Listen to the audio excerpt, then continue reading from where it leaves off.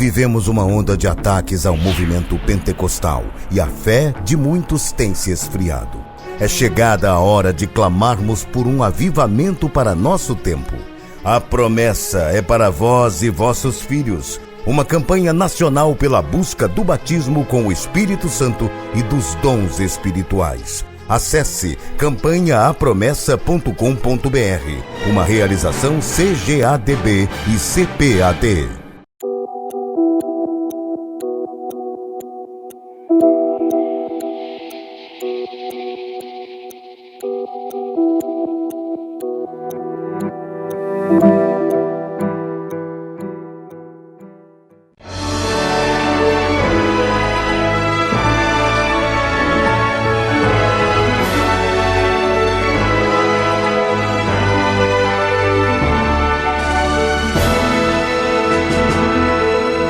Subsídios.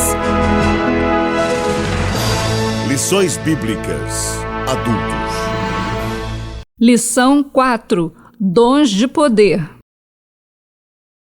Meus caros irmãos pastores, professores, superintendentes, alunos de nossa EBD, na lição de hoje, a quarta lição do trimestre, estudaremos o tema dos dons de poder, assunto de grande valor para nós, assembleanos e pentecostais. Está escrito na palavra de Deus: a minha palavra e a minha pregação não consistiram em palavras persuasivas de sabedoria humana, mas em demonstração do Espírito de poder, para que a vossa fé não se apoiasse em sabedoria dos homens, mas no poder de Deus. 1 Coríntios 2, 4 e 5. São Paulo, meus irmãos, o maior intérprete do Evangelho de Jesus Cristo, doutrinando através de sua carta aos Romanos, declarou: porque não me envergonho do Evangelho de Cristo, pois é o poder de Deus para a salvação de todo aquele que crê. Primeiro do judeu e também do grego. Romanos 1,16. Na época em que se tornou discípulo de Jesus, após sua dramática conversão no caminho de Damasco, já havia muitos evangelhos estranhos, apócrifos, que pregavam outro Jesus. Mas o evangelho genuíno tinha que ser um evangelho que demonstrasse ao mundo que era a mensagem de Deus aos homens, através de sinais, prodígios e maravilhas, que o diferenciavam dos outros evangelhos. Além de demonstrar o poder sobre as forças das enfermidades, Jesus demonstrou que tinha poder sobre as forças da natureza. Acalmou a tempestade, repreendendo o vento e o mar, conforme Mateus 8, 23 a 27. Andou por cima das águas e fez passar a tormenta, Mateus 14, 22 a 34. E para provar que tem suprema autoridade sobre todos os poderes, expulsou todos os demônios, libertando os oprimidos do diabo, conforme Mateus 8, 28 a 34. A história da igreja, meus queridos irmãos, é uma história de pregação e de poder de Deus. Nesta lição, meditaremos sobre os dons de poder, tão necessários à igreja nesses tempos trabalhosos, a que se referiu Paulo em 1 Timóteo 3, 1.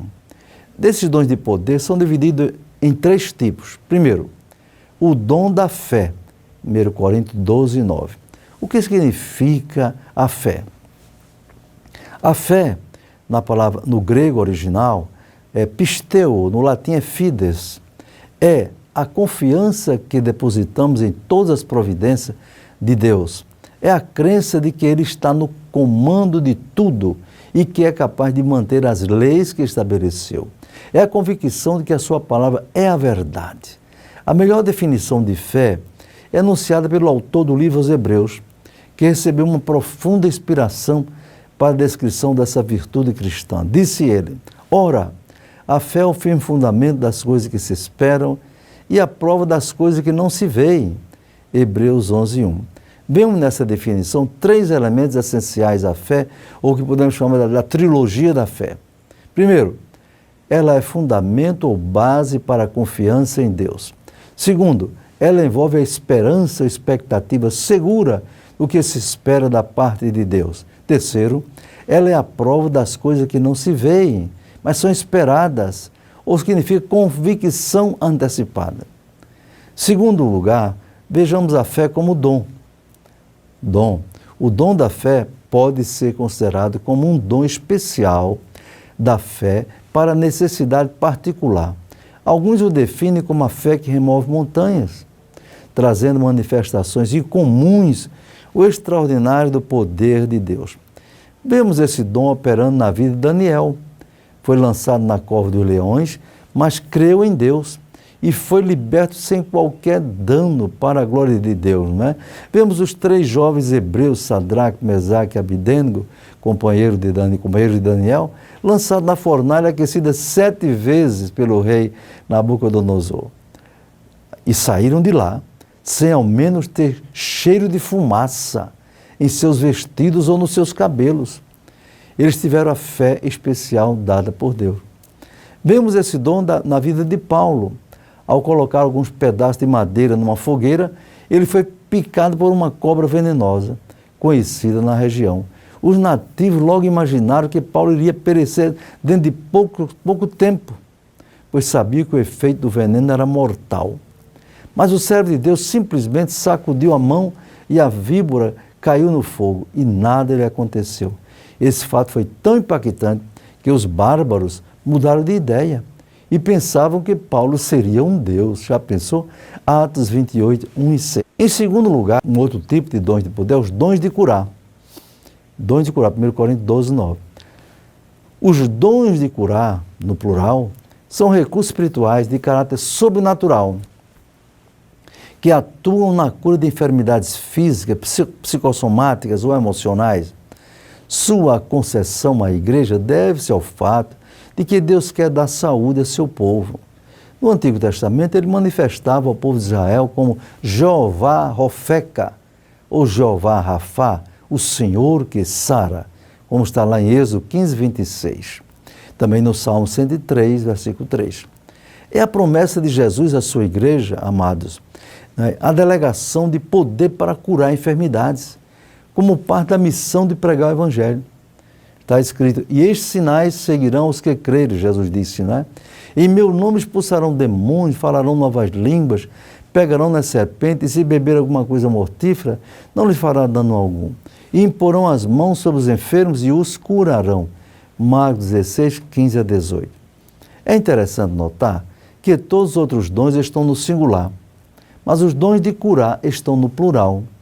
Não há, portanto, um dom de curar, mas uma variedade deles, não é? Agora, é preciso termos cuidado, irmãos, com os exageros dos adeptos da chamada confissão positiva, que dizem que o cristão deve usar expressões eu exijo, eu decreto, eu declaro, eu determino, eu reivindico, em lugar de dizer peço, rogo, suplico em nome de Jesus. Eles dizem, jamais digam se for da tua vontade, segundo Benihim, pois isto destrói a fé. Mas é interessante como a Bíblia contraria esses ensinos falsos, heréticos. Jesus orou ao Pai dizendo, se é da tua vontade, faça-se a tua vontade. Mateus 26, 39 e 42. Será, meus irmãos, que a palavra de Deus não tem autoridade? Eles ensinam que todo cristão deve esperar viver uma vida plena, isenta de doenças e de pobreza, e viver 70, 80 anos ou mais sem dor ou sofrimento. Quem ficar doente, dizem eles, é porque não tem fé ou está em pecado, ou ainda porque não reivindica seus direitos. E não há exceções. Eles pregam, não é? Isaías 53, 4 e 5, que diz, ele levou sobre si a nossa enfermidade e as nossas dores tomou sobre si, não é verdade? Pelas suas pisaduras fomos sarados, não é? Como algo absoluto, não é? E não existe mais doença para o crente. Mas é preciso entender que o corpo do crente ainda não está salvo das consequências do pecado que passou a todos os homens, conforme Romanos 5,12. O crente ou a crente, por mais santo ou santa e fiel que seja, ainda aguarda a redenção do seu corpo. Você nunca viu isso, não? Escrevendo sobre o gemido da criação, Paulo diz, e não só ela, mas nós mesmos que temos as primícias do Espírito, também gememos em nós mesmos, olha aí, esperando a adoção, a saber, a redenção do nosso corpo. Romanos 8:23. Assim, meus amados, o homem interior, espírito e alma, já está salvo. Mas o homem exterior, o corpo, se corrompe, ou adoece, envelhece e se transforma em pó. É desejável que os crentes de Jesus procurem com zelo os melhores dons, como diz Paulo em 1 Coríntios 12:31. Certamente os dons de curar são muito necessários, num mundo em que as enfermidades têm se multiplicado assustadoramente, a despeito dos notáveis avanços da medicina. Esses dons são recursos especiais à disposição da Igreja do Senhor Jesus Cristo, para, sob a soberania de Deus e segundo a fé, os crentes sejam beneficiados com a cura das enfermidades físicas ou emocionais. Em terceiro lugar, entre os dons de poder, tem a operação de milagres. 1 Coríntios 12:10. Milagres, no grego, é semeion. São a intervenção sobrenatural ou a intervenção de Deus na ordem normal da natureza. O dom de milagre provoca o desprendimento da energia divina, a fim de operar grandes mudanças na ordem natural das coisas.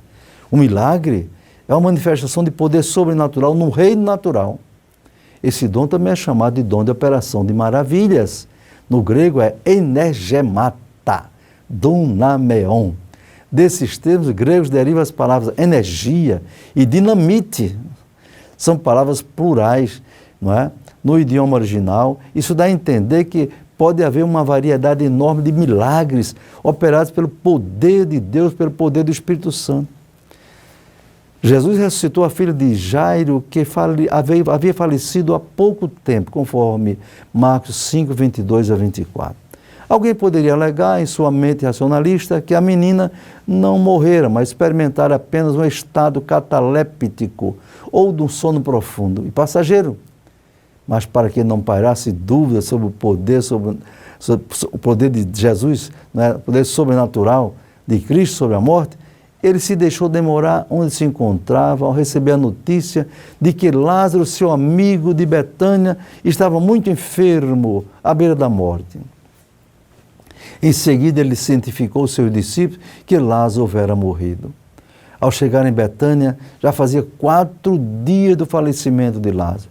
Não havia a mínima condição para reverter aquela situação em termos naturais, pois o corpo do defunto já estava sofrendo os efeitos da decomposição há 4 dias. Mas para Jesus nada é impossível, diz Lucas 1:37. Após consolar a família, Jesus se dirigiu ao túmulo e mandou que as pessoas fizessem o que elas podiam fazer naturalmente, tirando a pedra que fechava a entrada da sepultura. E, tendo dito isso, clamou com grande voz, dizendo: Lázaro, vem para fora.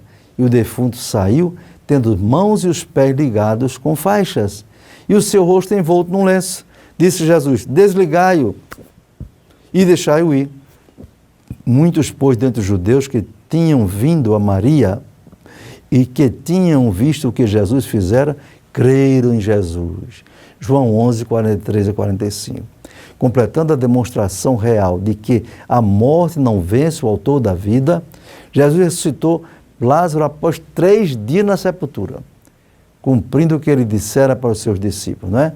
Lucas 24, 1-8. Veja, irmão, se é a vontade de Deus e a pessoa doente tem fé e é motivo para a glorificação do seu nome, ele pode conceder autoridade a qualquer de seus servos para operar milagres extraordinários. No entanto, quando o pregador, por permissão de Deus, opera milagre para sua promoção pessoal, de seu ministério ou da sua igreja, da igreja que pertence, resta a dúvida se aquele milagre foi de Deus ou de outra origem. Pior, ainda quando o operador de milagres o faz visando obter ganhos financeiros e enriquecimento. Isso é um procedimento lastimável, suscetível do juízo de Deus no momento próprio. Concluindo sobre esses dons, nos últimos anos estão se fortalecendo os ataques do materialismo através dos poderes das nações, dos governos, dos políticos e magistrados, que aproveitam leis infames contra a palavra de Deus e a Igreja de Cristo. São as portas do inferno em suas últimas investidas contra o Evangelho. Elas não prevalecerão, como Cristo afirmou. mas a igreja precisa demonstrar de modo incisivo que dispõe de recursos sobrenaturais para cumprir sua missão na terra. Os dons de poder fazem parte desse arsenal espiritual que garante a vitória da igreja contra as hostes dos maus. Que Deus abençoe todos os nossos irmãos e vamos estudar essa lição. Em nome de Jesus, amém. CPAD, a editora da Escola Dominical.